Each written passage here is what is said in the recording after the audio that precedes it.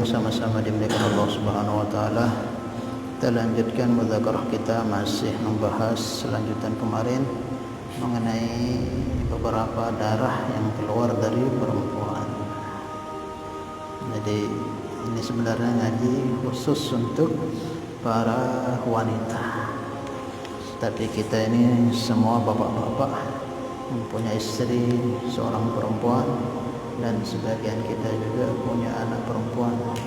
Maka tanggung jawab kita untuk mengajarkan kepada mereka hal-hal yang berkaitan tentang kewanitaan, khususnya masalah haid, nifas dan istihadah.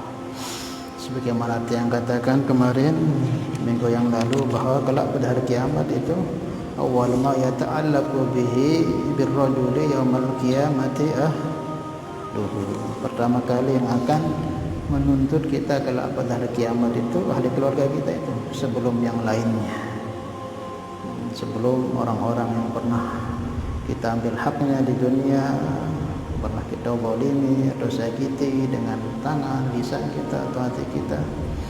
Yang paling pertama kali akan menuntut kita yaitu ahli keluarga kita, ya anak dan istri kita.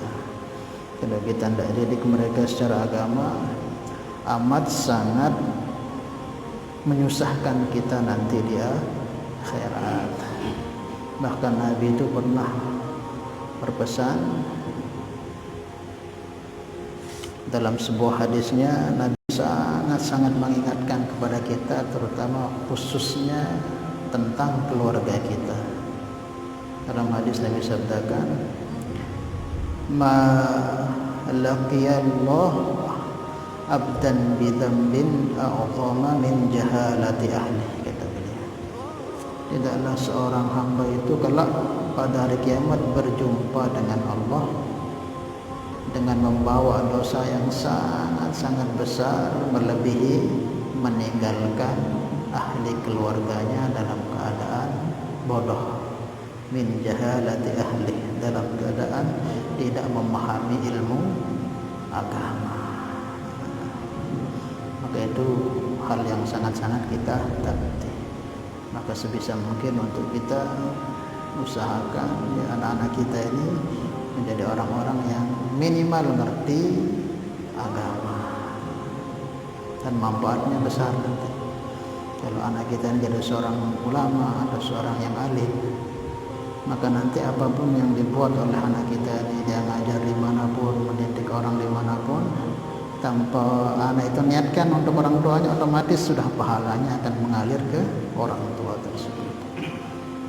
Tetapi kalau kita tinggalkan ahli keluarga ini gak ngerti agama, gak paham agama, dimanapun dia membuat maksiat, kerusakan, ataupun mengajak untuk membuat kerusakan, otomatis juga dosanya akan mengalir ke orang tua.